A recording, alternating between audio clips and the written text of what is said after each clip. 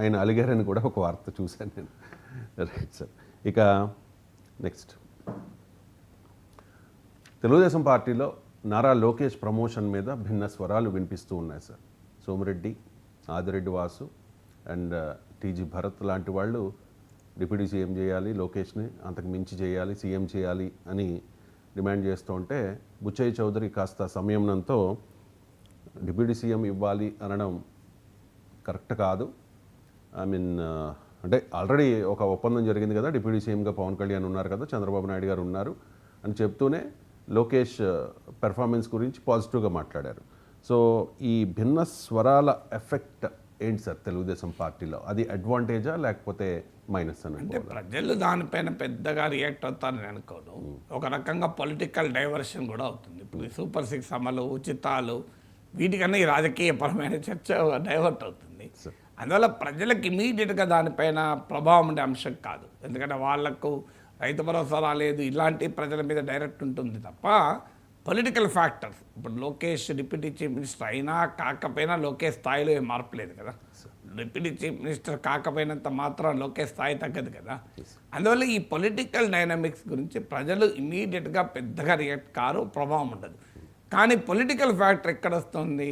Already క్షేత్రస్థాయిలో TDP జనసేనల మధ్య macro level, micro level. Macro లెవెల్లో బ్రహ్మాండమైన కెమిస్ట్రీ ఉంది. చంద్రబాబు నాయుడుకు పవన్ కళ్యాణ్కు మధ్య, లోకేష్కు పవన్ కళ్యాణ్కు మధ్య ఎక్కడా పవన్ కళ్యాణ్ పట్ల చంద్రబాబు కానీ లోకేష్ కానీ అగౌరవంగా కానీ చిన్నచూపుగా కానీ నెగ్లెక్ట్ కానీ లేడు. అదే సమయంలో పవన్ కళ్యాణ్ కూడా చంద్రబాబు పట్ల ఎక్కడా అవిధేయతగా లేడు. మ్యాక్రో లెవెల్ కెమిస్ట్రీ పర్ఫెక్ట్గా ఉంది. కానీ ఒక 2 రాజకీయ పార్టీలు కలిసి అధికారాన్ని పంచుకున్న సమయంలో మైక్రో లెవెల్లో కాంపిటీషన్స్ ఉంటాయి, మైక్రో లెవెల్ ఇష్యూస్ ఉంటాయి. You cannot avoid them. ఆ ఇష్యూస్ ఏంటి? అనేక ఫ్యాక్టర్స్ వల్ల ఉండొచ్చు. ఇప్పుడు ఇతర పార్టీల నుంచి వచ్చి జనసేనలో చేరుతున్నారు. మీకు ఉదాహరణ ఒంగోలులో బాలినేని. అక్కడ టీడీపీ ఎమ్మెల్యే దాన్ని సహించలేడు, ఎందుకంటే ఆయన గతంలో ప్రత్యర్థి. ఇది ఒక డైమెన్షన్. అంటే రెండో డైమెన్షన్, జనసేన ఎమ్మెల్యేలుగా ఉన్న చోట వాస్తవంగా టీడీపీకి బలమైన సీటు, కానీ పొత్తులో భాగంగా ఇచ్చారు. ఇచ్చి కొన్నిసార్లు మీకు ఉదాహరణ చెప్తాను, రాజానగరం అనుకుంటాను. ఆ సీట్ తీసుకుంటే మీరు అందులో కమ్మాస్ డామినెంట్ సీటు, అక్కడ జనసేనకి ఇచ్చారనుకుంటాను, నాకు గుర్తుంది, సబ్జెక్ట్ వెరిఫికేషన్. సో అది మొదటి నుంచి కమ్మాస్ సీటే, కమ్మాల ప్రాబల్యం ఉన్న ప్రాంతం. కానీ మీకు గోదావరి జిల్లాలో కమ్మాల ప్రాధాన్యత ఉన్న సీట్లో కూడా మీకు అది అగ్రిమెంట్లో భాగంగా జనసేనకి ఇచ్చారు. ఎవరు గెలిపించారు జనసేన అభ్యర్థిని? టీడీపీ వాళ్ళు కష్టపడి గెలిపించారు.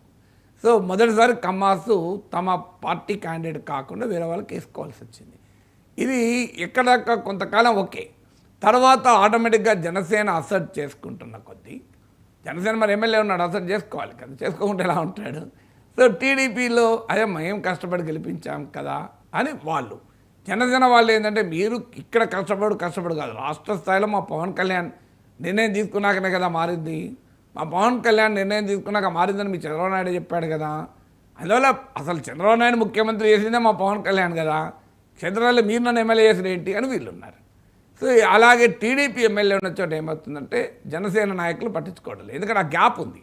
టీడీపీలో ఉన్న వాళ్ళేమో చాలా సీనియర్లు, ఒక్కొక్కరు వటవృక్షాల లాంటి వాళ్ళు క్షేత్రస్థాయిలో, వాళ్ళకి పార్టీ ఉంది, కార్యకర్తలు ఉన్నారు, ఇవన్నీ వాళ్ళకు చరిత్ర ఉంది. జనసేనలో చాలామంది కొత్త వాళ్ళు, డబ్బులు కూడా ఖర్చు పెట్టుకున్నది టీడీపీ వాళ్ళు ఎక్కువ ఖర్చు పెట్టుకున్నారు జనసేన వాళ్ళతో పోలిస్తే.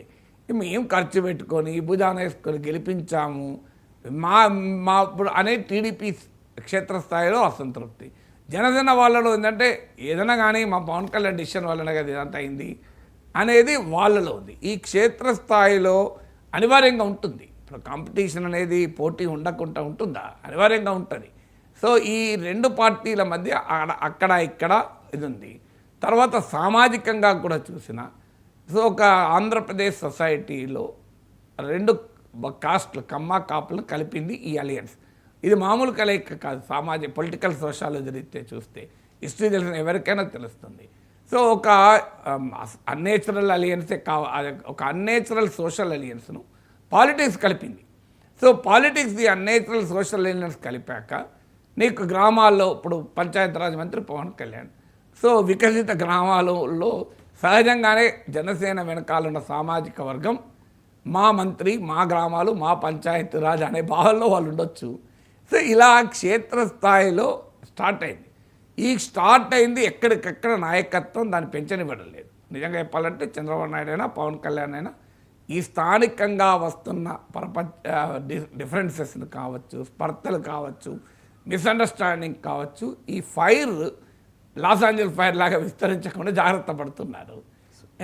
కానీ ఏం జరుగుతుంది, ఇది మైక్రో లెవెల్లో ఇలాంటివి చాలా కాన్స్టిట్యున్సీస్లో ఉన్నాయి. ప్రాబ్లం అనివార్యంగా ఉంటుంది కూడా. ఇది మ్యాక్రో లెవెల్లో ఈ డిప్యూటీ చీఫ్ మినిస్టరు, ఇంకో deputy chief minister, Pawan Kalyan మేము ముఖ్యమంత్రిగా చూడాలని మేము కోరుకుంటున్నాం జనసేన వాళ్ళు అనడము, ఈ macro level political claims and counter claims కాస్త ఈ మైక్రో లెవెల్ ఫైర్ను పెంచుతున్నాయి. ఇది అప్పటిదాకా మైక్రో లెవెల్గానే ఉన్న అంశాలని కనెక్ట్ చేస్తున్నాయి. సో అది కనుక జరిగితే టీడీపీకి నష్టం. ఎందుకంటే జనసేన కొత్తగా నష్టమేది ఉన్నది, 21 సీట్లు గెలుచుకున్నారు. జనసేన కూడా ఎలక్టోరల్గా రేపు నష్టమైతే నష్టమవుతుందేమో. ఇప్పుడు పొలిటికల్గా అధికారంలో ఉన్నది ముఖ్యమంత్రి చంద్రబాబు టీడీపీ కనుక, టీడీపీ మేజర్ పార్టీ కనుక ఈ మైక్రో లెవెల్ డిస్టర్బెన్సెస్ని కాస్త మ్యాక్రో లెవెల్, ఇప్పుడు మీకు ఉదాహరణకు ఒక చిన్న మంట అంటుకుంటుందండి, అది మంటగానే ఉంటుంది కానీ బయట గాలి బాగా వీచింది అనుకోండి, ఆ మంట విస్తరిస్తుంది. లాస్ ఏంజల్స్లో జరిగింది అదే కదా. చిన్న ఫైర్ యాక్చువల్గా స్టార్ట్ అయింది కానీ ఏమైంది, 100-150 km/h వేగంలో గాలులు వీచాయి. దాంతో ఆ ఫైర్ పెరిగింది. ఇక్కడ కూడా జరుగుతున్నది ఏంటంటే క్షేత్రస్థాయిలో మైక్రో లెవెల్ ఫైర్ ఉంటుంది. అది అనివార్యం. 2 పార్టీలు కలిసి ఒకే పార్టీలోనే ఉంటుంది. ఒకే పార్టీలో ఇద్దరు గ్రూపులు ఉన్నాయా? ఇప్పుడు వితిన్ తెలుగుదేశం కావచ్చు, వితిన్ వైసీపీ కావచ్చు, ప్రతి పార్టీలో కాన్స్టిట్యున్సీలో 2 ఉంటారు కదా, పడని వాళ్ళు ఉంటారు, వాళ్ళ మధ్య పోటీ ఉంటుంది. అన్నప్పుడు 2 పార్టీలు ఉండవా? ఇది నేచురల్. దీన్ని నా లీడర్షిప్ కూడా చాలా జాగ్రత్త పడుతూ ఆ మైక్రో ఫైర్ విస్తరించకుండా జాగ్రత్త పడుతున్నారు. కానీ ఈ మధ్యలో ఈ మ్యాక్రో లెవెల్ గాలొచ్చి ముఖ్యమంత్రి, ఉప ముఖ్యమంత్రి, లోకేష్, పవన్ కళ్యాణ్ వచ్చేవరకు ఏమవుతుంది, ఈ మైక్రో లెవెల్ ఫైర్ని కాస్త పెంచుతుంది. అందుకే బుచ్చేసేది లాంటి వాళ్ళు పార్టీ సీనియర్లు కనుక, పార్టీ పుట్టినప్పటి నుంచి ఎన్టీ రామారావుతో పాటు ఉన్నారు కనుక, చంద్రబాబు నాయుడు కన్నా ముందు తెలుగుదేశంలో చేరాడు కనుక, ఇప్పుడు కాదు చంద్రబాబు నాయుడు కన్నా ముందు చేరాడు తెలుగుదేశంలో, సహజంగా ఆ పార్టీతో ఉన్న ఒక లాయాలిటీ మామూలు లాయాలిటీ కాదు. అది పదవుల కొరకో, ప్రలోభాల కొరకో, కులం కొరకో, ప్రాంతం కొరకు వచ్చిన లాయాలిటీ కాదు. అది ఒక అనుబంధం, అది ఒక రకమైన జన్యుపరమైన అనుబంధం. మా పార్టీ మా కుటుంబంగా ఫీల్ అవుతారు. తెలుగుదేశంలో ఇట్లా కొన్ని లక్షల కుటుంబాలు ఉన్నాయి. చాలామంది అనుకుంటారు వాళ్ళు రకరకాల పదవుల కొరకనో కులం కొరకు కాదు. అది they have an emotional relationship. Telugu Desam party మాది, మా కుటుంబము, మా ఫ్యామిలీ, మా డిఎన్ఏ అని అంత బలమైన అనుబంధంతో ఉన్న వాళ్ళు కాస్త ఏంటిది మన పార్టీలో ఈ డిస్టర్బెన్స్ ఏంటి, చంద్రబాబు నాయుడు కష్టపడి పవర్లోకి తెచ్చాడు, ఊహించని పరిస్థితి, ఈసారి ఓడిపోతే తెలుగుదేశం పరిస్థితి ఏమయ్యేది, అగమగోచరం అయ్యేది, అసలు ఎవరు ఊహించలేదు ఈ స్థాయిలో విజయం వస్తుందని, మధ్యలో ఈ గోల్ ఏంటి అని బుచ్చేసేది లాంటి వాళ్ళు జెన్యున్గా ఫీల్ అవుతారు. ఎందుకంటే they are in the interest of the party కదా. సో వాస్తవంగా అయితే తెలుగుదేశం లీడర్షిప్ చెప్పాలి. బుచ్చే చౌదరి గారు చెప్పింది తెలుగుదేశం లీడర్షిప్ చెప్పాలి. ఎవడే మీకు చెప్పింది ఈ deputy chief minister Chandrababu Naidu ముఖ్యమంత్రిగా ఉన్నంత కాలం ఇంకోరు ఉండరు, లోకేష్ డిప్యూటీ చీఫ్ మినిస్టర్ ప్రసక్తే లేదు, మనం అంగీకరించాం, అది అండర్స్టాండింగ్, నో క్వశ్చన్ టిల్ 2029 తర్వాత ఏమవుతుందో అప్పుడు చూద్దాం అని ఒక strong message party leadership, party నుంచి స్టేట్మెంట్ వస్తే ఇది ఆగిపోదా? కానీ ఇది రావడం లేదు. ఇది రాకపోయే వరకు ఏమవుతుంది, ఈ మ్యాక్రో లెవెల్ గాలులు, మైక్రో లెవెల్ ఫైర్లు పెంచుతుంటే పాపం బుచ్చే చదువు లాంటి వాళ్ళు చేతులు పెట్టి గన్ని పెట్టి ఆయన చేతులు వాళ్ళకి కాలుతున్నా కూడా ఆపాలని వాళ్ళు చూస్తారు. పాపం వాళ్ళు చూస్తే అవుతుందా? ఆపాల్సిన వాళ్ళు లీడర్షిప్ కదా. లీడర్షిప్ స్పష్టమైన మెసేజ్ ఇచ్చారనుకోండి, ప్రసక్తే లేదు, ఇది అండర్స్టాండింగ్ మనకు పవన్ కళ్యాణ్కి మధ్య, పవన్ కళ్యాణ్ ఒక్కడే డిప్యూటీ సీఎం ఉంటాడు, దేర్ ఎండ్ ద మ్యాటర్ కదా. ఏమిటంటే టీజీ భరత్లు, సోమిరెడ్డి చంద్రబాబు ఎందుకంటారు? అందులో కొంతమంది ఏకంగా చంద్రబాబు నాయుడు సమక్షంలో అనే వరకు ఇంకా ప్రశ్న వస్తుంది. దానికి లోకేష్ లాంటి వాళ్ళు ఒక సదుద్దేశంతో 3 సార్లు పదవులు ఉన్న వాళ్ళు ఉండకూడదు. చాలా మంచి ప్రపోజల్, అది it's a good proposal.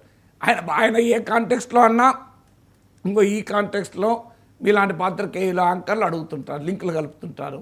So ఇదంతా ఎందుకు స్వయంకృత అపరాధం కదా, ఈ గోల అవసరమా? ఇప్పుడు నిజంగానే చేయాలనుకున్న రోజు అప్పుడున్న రాజకీయ పరిస్థితులు చేస్తారు, ఇప్పటి నుంచి ఎందుకు గోలా? నేనేం చంద్రబాబు నాయుడు తీసుకుంటాడు కదా, వదిలేయండి. So in the interest of Telugu Desam అది ఆ డిబేట్ మంచి ఆ పార్టీకి బెనిఫిట్ చేస్తే నేను అనుకోను. బహిరంగ డిబేట్ అంతర్గతంగా జరగచ్చు, తప్పలేదు చర్చ. మనకి ఇప్పుడు మరి చంద్రసేన పవన్ కళ్యాణ్ ఉంటాడు, వైసీపీ జగన్ ఉంటాడు, మన పార్టీకి ఏంటి 29లో 34లో ఈలోగా లోకేష్ ఎలివేట్ కావాలి అని with in the party discussion తప్పలేదు, జరగాలి కూడా.